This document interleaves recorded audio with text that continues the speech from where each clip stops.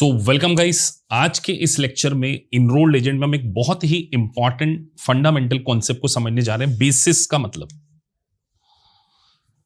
देखिए, जब आप यूएस टैक्सेशन के पॉइंट ऑफ व्यू से डिस्कशन करते हैं तो ये वर्ड बार बार आता है, basis.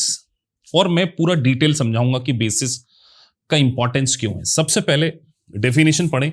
Basis your investment in asset. क्या लिखा है? इन एसेट और इन एंटिटी। यानी कि आपने कोई एसेट्स खरीदी, यानी कि सर हमने कोई हाउस खरीदा, कोई बिल्डिंग खरीदी, कोई कार खरीदी, कोई प्लांट एंड मशीनरी खरीदी, उन सबको क्या बोलते हैं? बेसिस। या हमने किसी एंटिटी में पैसा लगाया। सर एंटिटी में किस में पैसा लगा सकते हैं? आप किसी पार्टनरशिप में पैसा इन्वेस्ट कर सकते हैं, आप किसी कंपनी के शेयर्स खरीद सकते हैं। तो अगर आप किसी कंपनी के शेयर खरीदते हैं या किसी पार्टनरशिप में इन्वेस्टमेंट करते हैं तो जो पैसा आप लगाते हैं उसको हम बोलते हैं बेसिस। तो basis is cost of the asset. Example, you buy equipment 1 lakh, तो आपने 1 लाख रुपए का इन्वेस्टमेंट किया एक इक्विपमेंट को खरीदने के लिए, that is called basis.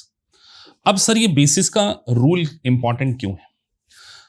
Basis 2 कारणों से सबसे ज्यादा इंपॉर्टेंट है। सबसे पहला, जब आप इस एसेट को सेल करेंगे तो अगर ये एसेट है तो यानी कि ये कैपिटल एसेट है, तो जब कभी भी आप कैपिटल एसेट को सेल करते हैं तो उसके ऊपर क्या आता है? कैपिटल गेन आता है। यानी कि मैंने अगर 10,000 की चीज को 12,000 में सेल किया तो 2,000 का मुझे क्या हो गया? गेन हो गया। या मैंने 10,000 की चीज को 8,000 में सेल किया तो 2,000 मुझे क्या हो गया? लॉस हो गया। तो सर आपका ये कहने का मतलब है बेसिस हमारे लिए इंपॉर्टेंट इसीलिए है क्योंकि बेसिस के कारण हमें ये समझ में आता है कि कोई एसेट को अगर हम बेचते हैं तो उसमें क्या प्रॉफिट या लॉस हो रहा है। प्रॉफिट हुआ तो कैपिटल गेन, और अगर लॉस हुआ तो लॉस। लेकिन आपने बोला सर आपने किसी कंपनी में इन्वेस्टमेंट किया, तो कंपनी में आप क्या खरीदते हैं? शेयर्स खरीदते हैं। तो जब आप किसी कंपनी के शेयर खरीदते हैं, उसमें पैसा लगाते हैं, तो एक वर्ड मैं यहां पे यूज कर रहा हूं, इनिशियल बेसिस। यानी जब आपने स्टार्टिंग में पैसा लगाया तो उसको हम बोलते हैं इनिशियल बेसिस। आगे बढ़ते हैं। बेसिस डेप्रिसिएशन के लिए भी इंपॉर्टेंट वर्ड है। बेसिक क्लास में आपको यह बात समझ में आनी चाहिए कि डेप्रिसिएशन कब लगता है? डेप्रिसिएशन तब लगता है जब आप किसी एसेट को अपने बिजनेस यूज के लिए कर रहे हैं। तो अगर आपने एक प्लांट एंड मशीनरी खरीदी है तो प्लांट एंड मशीनरी का जो भी बेसिस है उसके ऊपर आप क्या करेंगे? डेप्रिसिएशन क्लेम करेंगे। तो डेप्रिसिएशन सर कैपिटल गेन के लिए भी उपयोग में आता है और डेप्रिसिएशन के कैलकुलेशन के लिए भी काम आता है। तो जब आप किसी एसेट के ऊपर डेप्रिसिएशन लगा देते हैं तो उसके बाद उस बेसिस को बोला जाता है adjusted basis. Original basis minus accumulated depreciation. यानी कि सर अगर मैंने ये 10,800 की एसेट को बाय किया, that is called initial basis. उस इनिशियल बेसिस में मैंने 2,000 का डेप्रिसिएशन लगा चुका हूं। एक्यूमुलेटेड मतलब आज तक, टिल डेट तक जितना आप डेप्रिसिएशन क्लेम कर चुके हैं उसको अगर माइनस कर दिया जाए, यानी 10,800 में से 2,000 को माइनस किया तो 8,800 इज योर एडजस्टेड बेसिस। तो ये दोनों टर्मिनोलॉजी इंपॉर्टेंट है। आगे बढ़ते हैं। अब सर इनिशियल बेसिस को हम समझते हैं। आपने कोई प्लांट एंड मशीनरी खरीदनी है, कोई प्रॉपर्टी खरीदनी, तो सबसे पहले या तो उसमें आप कैश में इन्वेस्टमेंट करेंगे, है ना? तो जो उसकी कॉस्ट हो जाएगी कैश देंगे ना आप। अब आपने उसके ऊपर सेल्स टैक्स पे किया, वो भी जोड़ देंगे।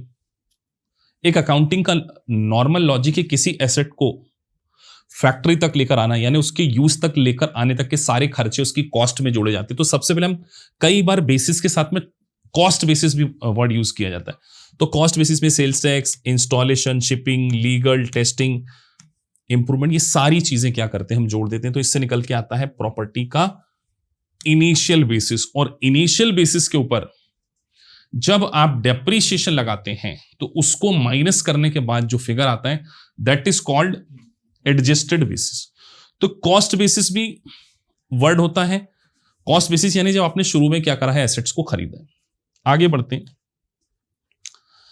अब सर मैंने एसेट को खरीदा ही नहीं है, मुझे तो किसी ने गिफ्ट दे दिया है। अब वो गिफ्टेड प्रॉपर्टी को अगर मैं सेल करूं तो भी तो कैपिटल गेन आना चाहिए। ये लेट से ये प्रॉपर्टी है, ये आपको किसी ने गिफ्ट दे दी, तो मेरे जेब से तो कुछ नहीं है, तो मैं इसको जब सेल करता हूं तो मेरे लिए बेसिस क्या होगा? तो गिफ्टेड प्रॉपर्टी में अगर मान के चलिए यहां पर एक आएगा डोनर, तो डोनर यानी कि जो गिफ्ट दे रहा है, डोनी यानी कि जो गिफ्ट ले रहा है। तो अगर डोनर डोनी को कोई गिफ्ट देता है यानी फ्री ऑफ कॉस्ट देता, तो यहां पर एक वर्ड यूज किया जा रहा है कैरी ओवर बेसिस। ये छोटी छोटे टर्म्स हैं। कैरी ओवर बेसिस मतलब जो डोनर के पास जो बेसिस था वही आगे कैरी ओवर हो जाएगा यानी डोनी का बन जाएगा। लेकिन उसके लिए कंडीशन है, ये इंपॉर्टेंट कंडीशन है, if FMV is greater than donor basis. यानी कि लेट से हम एग्जांपल से समझते हैं, ये मिस्टर एक्स है, ये डोनर है, इनके पास एक प्रॉपर्टी थी, इसका बेसिस था 10,000 और इसकी फेयर मार्केट वैल्यू थी 12,000। यानी बेसिस से ज्यादा फेयर मार्केट वैल्यू है जी सर। तो पहला रूल, अगर फेयर मार्केट वैल्यू बेसिस से ज्यादा होती है तो कैरी ओवर बेसिस, यानी अगर मिस्टर एक्स अपने सन को ये गिफ्ट दे दें तो सन के पास ये वाला बेसिस कैरी ओवर हो जाएगा, यानी सन के पास भी ये 10,000 का आ जाए। अब सन इस प्रॉपर्टी को सोल्ड कर दे लेट से 16,000 में, तो 10,000 माइनस करके 6,000 के ऊपर क्या आ जाएगा? Capital gain. तो कैरी ओवर का बेसिस मतलब जो डोनर का बेसिस था वही डोनी का बेसिस हो जाता है, सब्जेक्ट टू कंडीशन उसकी फेयर मार्केट वैल्यू उसके बेसिस से ज्यादा हो, यानी बेसिस यानी ये इससे ज्यादा। सर अगर कम हो तो कुछ अलग रूल होते हैं, अभी मैं बेसिक समझा रहा हूं बेटा, मेन करिकुलम में हम काफी डिटेल में पढ़ेंगे। अभी हमने क्या बोला, अगर फेयर मार्केट वैल्यू ज्यादा हो तो अलग रूल है, फेयर मार्केट वैल्यू कम हो तो अलग रूल। अभी हमने ज्यादा वाला बताया, यानी कि FMV is greater than basis होता है तो हमेशा क्या लिया जाता है? कैरी ओवर बेसिस लिया जाता है, यानी जो डोनर के पास जो बेसिस था वही डोनी का बेसिस हो जाता है अगर एफएमवी बेसिस से ज्यादा है। इनहेरिटेड प्रॉपर्टी, सर ये इनहेरिट प्रॉपर्टी क्या होती है? किसी पर्सन की डेथ हो गई, अब उसकी प्रॉपर्टी को सेल किया जाएगा, तो उसके द्वारा तो सेल नहीं किया जाता, उसके बेनिफिशियरी के द्वारा सेल किया जाएगा। तो इनहेरिटेड प्रॉपर्टी मतलब ये दादाजी थे और ये उनके बच्चे थे, तो ये जो दादाजी के बच्चे हैं इनको ये घर मिल रहा है। सोचो दादाजी ने अगर 25 साल पहले $1,000 में खरीदा था, तो क्या बच्चों के लिए, ग्रैंड सन ग्रैंड डॉटर के लिए भी $1,000 ही होना चाहिए? तो इनकम टैक्स बोलता नहीं, वो तो बहुत साल पहले खरीदा था। तो इनहेरिट प्रॉपर्टी के केस में जिस दिन पर्सन की डेथ होती है उस डेट की फेयर मार्केट वैल्यू को लिया जाता है। When inherit property your basis fair market value on the date of death, यानी कि जो बेनिफिशियरी हैं उनके पास बेसिस क्या आता है? जो इनहेरिट प्रॉपर्टी थी उनके पास जो बेसिस था वो नहीं लेंगे, फेयर मार्केट वैल्यू लेंगे। यानी कि सर अगर दादाजी ने $1,000 की खरीदी थी लेकिन डेथ पर उसकी फेयर मार्केट वैल्यू 5,000 थी, तो ये जो ग्रैंड सन और ग्रैंड डॉटर हैं इनके लिए ये 5,000। ये पहला रूल है। एग्जाम्पल यहां पे दिया है, इसको हम बोलते हैं step up basis. The descendant bought land year ago for 40,000। Descendant का मतलब जिस पर्सन की डेथ हो चुकी, उसको बोलते हैं डिसेंडेंट। ये छोटे छोटे वर्ड्स बहुत तकलीफ देते हैं बेटा। यूएस टैक्सेशन में जब बच्चे पढ़ते हैं तो उनको मैं बेसिक्स के ऊपर फोकस करता हूं।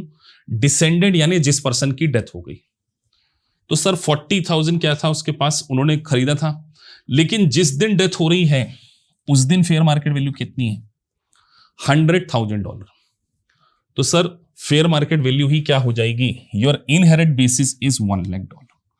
अब इसको 120 में सोल्ड किया, यानी 20 का क्या आ गया? Capital gain. तो सोचिए बेसिस का कैलकुलेशन कितना इंपॉर्टेंट है, विथ एग्जाम्पल समझना वेरी वेरी इंपॉर्टेंट। इसमें एक फर्दर रूल है, कि on the date of death के अलावा जब किसी पर्सन की डेथ हो जाती तो एक एडमिनिस्ट्रेटर, एग्जीक्यूटर अपॉइंट होता है, एग्जीक्यूटर बोलते हैं। एग्जीक्यूटर के पास ये चॉइस है कि डेथ के बाद की 6 महीने की प्राइस को भी लिया जा सकता है। यानी अगर डेथ 1 जुलाई को हो गई है, 1 जुलाई, तो जुलाई, अगस्त, सितंबर, अक्टूबर, नवंबर, दिसंबर, 1 दिसंबर, सॉरी पूरा 31 दिसंबर है ना, 31 दिसंबर यानी 6 महीने, 6 महीने बाद की जो प्राइस है उसको लिया जा सकता है। तो सोचिए fair market value on the date of death 5 lakh है, 6 मंथ बाद कितनी है 550। तो टैक्स पेयर 5 लाख लेना पसंद करेगा या 5.5 लाख? तो ऑब्वियस सी बात है, अगर उसने इस प्रॉपर्टी को सोल्ड किया 6 लाख में तो वो टैक्स कम देना चाहेगा ना। तो टैक्स कब कम आएगा? जब वो ऑल्टरनेटिव वैल्यूएशन डेट को लेता है। यहां पर 550 लेगा तो 50,000 के ऊपर क्या करना पड़ेगा? टैक्स देना।